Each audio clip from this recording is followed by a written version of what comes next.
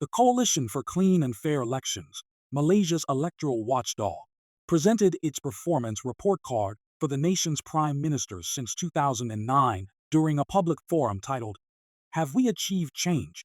2 years of unity government, 8 years after Bersih 5.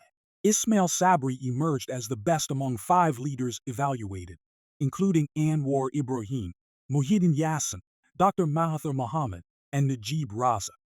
The group praised Ismail's administration for reforms introduced during his tenure, such as equal development funds for opposition MPs and bipartisan support for the anti-hopping law and the lowering of the voting age to 18, achieved through a memorandum of understanding with Pakatan Harapan.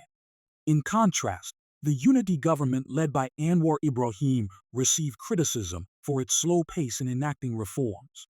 Ismail Sabri, Malaysia's 9th Prime Minister, served from August 2021 to October 2022, completing a 1-year term.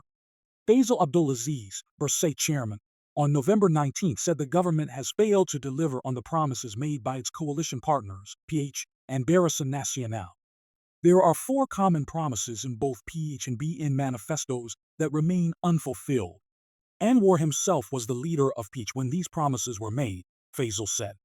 Bersih urged Anwar's administration to act swiftly as it approaches the midway point of its term, citing reforms such as the Parliamentary Services Act, Political Financing Act, and Fixed-Term Parliament Act as critical.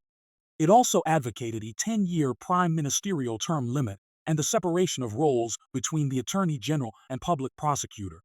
While Bersih acknowledged Anwar's willingness to engage with civil society, including a historic meeting with the group earlier this year, it noted the lack of significant progress since.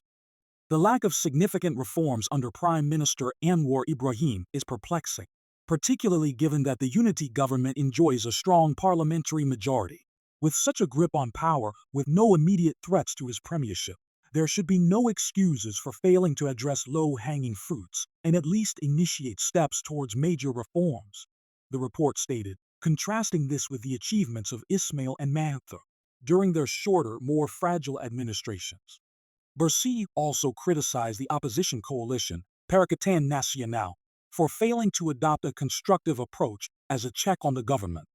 Bersih acknowledged several challenges faced by Malaysia's opposition coalition, including structural disadvantages such as unequal distribution of constituency development funds, CDF, and limited opportunities to influence parliamentary time or introduce private members' bills.